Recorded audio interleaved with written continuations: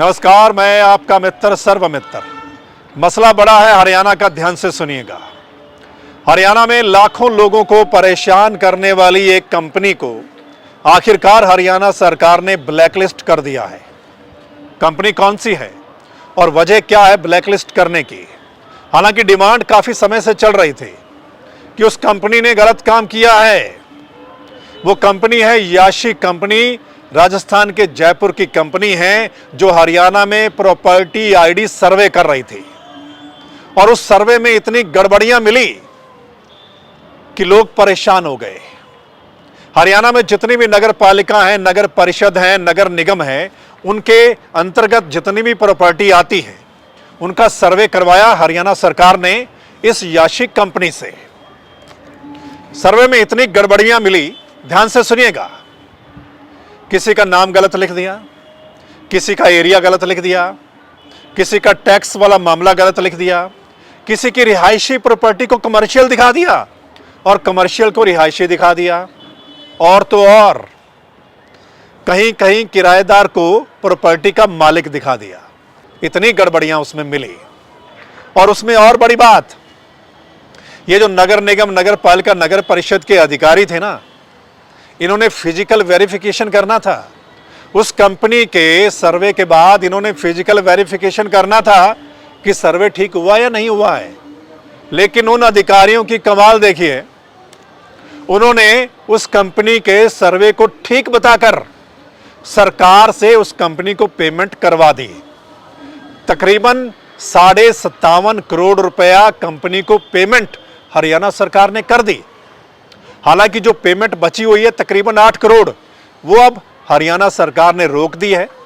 Company की जो security थी राशि वो जब्त कर ली है और कंपनी का टेंडर रद्द कर दिया है। लेकिन ये जो इतनी राशि उस कंपनी को चली गई, उसका जिम्मेदार कौन है? ये मामला सामने क्यों आया? आरटीआई कार्यकर्ता पीपी कपूर साहब ये मामला सामने लेकर आए कि इस प्रॉपर्टी आईडी सर्वे के बाद हरियाणा के कस्बों शहरों में रहने वाले लोग क्यों दलालों का शिकार हो रहे हैं। उन्होंने कहा कि एक बड़ा घोटाला है और इसमें बहुत सारे अफसर जिम्मेदार हैं, उन पर कार्रवाई होनी चाहिए। चलिए बात कर लेते हैं पीपी कपूर साहब से, वही बताएंगे। कपूर साहब बताइए, मोटा मोटा ये था क्या और क्या चाहते हैं अभी आप और इसमें? देखिए सर्वमित्र जी, मसला ये है कि जो हरियाणा सरकार ने 2018 के अंदर पूरे प्रदेश की सभी शहरों का प्रॉपर्टी आईडी का सर्वे कराने का ठेका दिया था कि याशी कंपनी जो जयपुर की है, वो पूरी तरह से जो है उसका भंडाफोड़ हो चुका है कि एक बहुत बड़ा घोटाला था। जो सर्वे किया गया वो पूरी तरह से एक बोगस सर्वे निकला। सर्वे करने के बाद जो है जब वो ऑनलाइन किया गया उसको, तो उसके पूरे प्रदेश के अंदर हाहाकार मच गई, क्योंकि उसमें किसी का नाम गलत, ओनर का, किसी का एरिया गलत, किसी की दुकान को मकान बता दिया, किसी के मकान को फैक्ट्री बता दिया, कहीं किराएदार को मकान मालिक या बिल्डिंग का मालिक बता दिया। इससे पूरी तरह से अफरा तफरी फैल गई। और इस अफरा तफरी को फैलाने में खुद सीएम साहब ने, खट्टर सरकार ने बहुत बड़ा योगदान किया। वो ऐसे किया कि सर्वे तो पूरी तरह से गलत ही था। इन्होंने एक काम और कर दिया कि जो तहसीलों के अंदर जो रजिस्ट्री होती थी, वो ऑर्डर, एक फरमान जारी कर दिए सरकारी कि वो रजिस्ट्री नगर पालिका से, नगर निगम से, नगर परिषद से एनओसी लिए बगैर, नो ड्यूज सर्टिफिकेट लिए बगैर, प्रॉपर्टी आईडी के बगैर वो रजिस्ट्री नहीं होगी। अब वहां पर लोग बैठे हैं, उनको बता दिया गया कि ये बनवा के लाओ एनओसी, और वो एनओसी का सिस्टम ऐसे हो गया जो आसमान से तारे तोड़कर लाना आसान होगा, लेकिन नगर पालिका से प्रॉपर्टी आईडी, एनडीसी बनवाना वो टेढ़ा काम हो गया। नतीजन क्या हुआ कि नगर पालिकाओं, निगमों और नगर परिषदों के अंदर भ्रष्टाचार के अड्डे बन गए, दलालों के अड्डे बन गए। दलालों ने खूब लूटा, खूब भ्रष्टाचार चला खुलेआम। आज तक भी लोग धक्के खा रहे हैं अपनी प्रॉपर्टी आईडी को ठीक कराने के लिए, कोई सुनने वाला नहीं। और पूरी सरकार याशी कंपनी की सपोर्ट में खड़ी हो गई। मंत्री से लेकर सीएम साहब तक लगातार ये बयान करते रहे कि ये याशी कंपनी ने बहुत अच्छा सर्वे किया है और अब इससे लोगों को ये फायदा होगा, वो फायदा होगा, और अब घर बैठे ही जो है आप ऑनलाइन ऑब्जेक्शन लगा के अपनी जो ऑब्जेक्शन है उनको ठीक कर सकते हैं, कहीं चक्कर काटने की जरूरत नहीं। इस तरीके से इन्होंने गुणगान किया।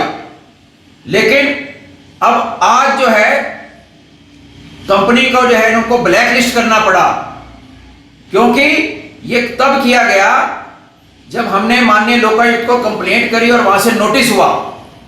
वो इसमें घपला कैसे किया गया, फर्जीवाड़ा किया कैसे गया कि जो याशी कंपनी ने हरियाणा सरकार को सर्वे करके अपनी रिपोर्ट दी, तो उसको पेमेंट करने से पहले टेंडर एग्रीमेंट की शर्तों के मुताबिक जो नगर पालिकाओं निगमों के परिषदों के अधिकारी हैं उनको पहले फिजिकल वेरिफिकेशन करनी थी मौके पे जाकर।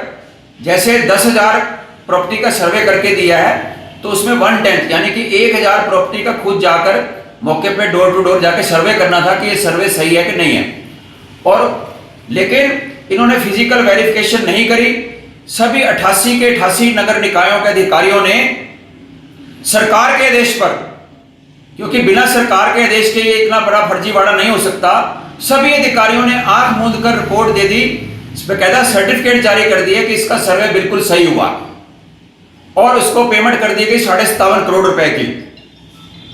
तो अब जब ये पब्लिक में हाहाकार मचा तो हमने ये सारी शिकायत करी कि भाई ये जो गलत साइन ऑफ सर्टिफिकेट, फर्जी सर्टिफिकेट जारी किए गए, बिना वेरिफिकेशन किए गए करे, इनमें 12 IAS अधिकारी हैं और कुल 88 अधिकारी हैं अर्बन लोकल बॉडीज के, जिन्होंने इसको पेमेंट कराने में, याशी कंपनी को पेमेंट कराने में सहयोग किया, भ्रष्टाचार किया। तो माननीय लोकायुक्त को हमने 8 अगस्त को 17 जुलाई 2023 को कंप्लेंट करी थी तमाम सबूतों के साथ। तो 8 अगस्त को माननीय लोकायुक्त ने चीफ सेक्रेटरी हरियाणा और DGP स्टेट बिजनेस ब्यूरो, जिसको एंटी करप्शन ब्यूरो कहते हैं, उनको नोटिस जारी करके इंक्वायरी मांग ली, जो कि 8 नवंबर तक ये पूरी इंक्वायरी रिपोर्ट देनी है। तो ये नोटिस जाते ही हड़कंप मचा और हरियाणा सरकार ने, जो कल तक उसकी सपोर्ट कर रही थी, खुलेआम वकालत कर रही थी याशी कंपनी की, पब्लिक को सुन नहीं रही थी, रातों रात इसको ब्लैकलिस्ट किया याशी कंपनी को, इसकी बकाया करोड़ों रुपए की पेमेंट रोक ली, इसका टेंडर एग्रीमेंट को रद्द कर दिया और इसकी जो बैंक परफॉर्मेंस गारंटी अमाउंट था उसको भी जब्त कर लिया। तो ये जो है अब हमारी ये मांग है, हम चाहते क्या है कि इसका मसले का हल कैसे हो। ये बड़ा भारी मसला है और आने वाले इलेक्शनों में बड़ा मुद्दा भी बनेगा। ये एक तो जिन अधिकारियों ने गलत वेरिफिकेशन रिपोर्ट देकर इसकी पेमेंट कराई 57.5 करोड़ रुपए की, उनके और याशी कंपनी के अधिकारियों के खिलाफ तुरंत क्रिमिनल FIR दर्ज करके इनको अरेस्ट किया जाए, कार्रवाई करी जाए और जो 57.5 करोड़ रुपए की पेमेंट है वो इनसे ब्याज समेत याशी कंपनी से वसूल की जाए और जो ये सर्वे किया गया इसको रद्द करके दोबारा सही ढंग से सर्वे कराया जाए। तो सुना आपने कपूर साहब को, वो ऐसे मसले उठाते रहते हैं कि लोग धक्के खा रहे थे और इसमें दलाल फिर सक्रिय हो गए। मान लीजिए किसी का प्रॉपर्टी ID गलत सर्वे में आ गया, वो बेचारे जा रहे थे, धक्के खा रहे थे उसको ठीक करवाने के लिए, इतने परेशान हो गए। फिर PP कपूर साहब ने लोकायुक्त हरियाणा को शिकायत दी और विद डिटेल दी कि इसमें कौन कौन सी गड़बड़ियां मिली हैं, और उन्होंने ये भी कहा है कि जो इसमें तकरीबन 12 IAS और तकरीबन 90 टोटल अफसर हैं वो भी जिम्मेदार हैं, उनके खिलाफ मामला दर्ज होना चाहिए, कार्रवाई होनी चाहिए और उस कंपनी के खिलाफ भी मामला दर्ज करके कार्रवाई होनी चाहिए। कपूर साहब कहते हैं कि सरकार बहुत तारीफ कर रही थी उस कंपनी की, जब मामला उठाया जा रहा था सरकार पहले फेवर में थी कि सब कुछ ठीक हुआ है, लेकिन जब लोकायुक्त का नोटिस गया सरकार को, फिर जाकर अब सरकार ने उस कंपनी को ब्लैकलिस्ट किया है और बची हुई राशि रोकी है। लेकिन जो पैसा चला गया उसका क्या होगा? क्या सरकार वापस लेगी और क्या मुकदमा दर्ज करवाया जाएगा उस कंपनी के खिलाफ, जिसकी वजह से हरियाणा के लाखों लोग परेशान हो गए, उनकी प्रॉपर्टी को गलत दिखा दिया गया। आप सोचिए कितनी मुश्किल उनको हो रही होगी उस प्रॉपर्टी ID सर्वे को ठीक करवाने के लिए। तो ये कुछ हुआ है हरियाणा में दोस्तों, क्या कहेंगे आप इस पर? जरूर कमेंट करके अपनी राय दीजिएगा इस वीडियो के नीचे। और इस वीडियो को अगर आप शेयर कर देंगे तो तमाम लोग इस पर अपनी राय दे पाएंगे कि क्या कुछ चल रहा था हरियाणा में प्रॉपर्टी आईडी सर्वे के नाम पर, और क्यों अधिकारी बिना फिजिकल वेरिफिकेशन किए या थोड़ी बहुत की और सर्वे को ठीक बता दिया। उसके पीछे वजह क्या थी? लापरवाही या फिर मामला कुछ और था? कमेंट करके बताइएगा। और अगर ये ठीक मसला हमने डिस्कस किया है तो इस मसले को आप शेयर कर दीजिएगा और इस चैनल को लाइक फॉलो कर लीजिएगा, ताकि जो अगली वीडियो होगी वो आप लोगों तक पहुंच जाए।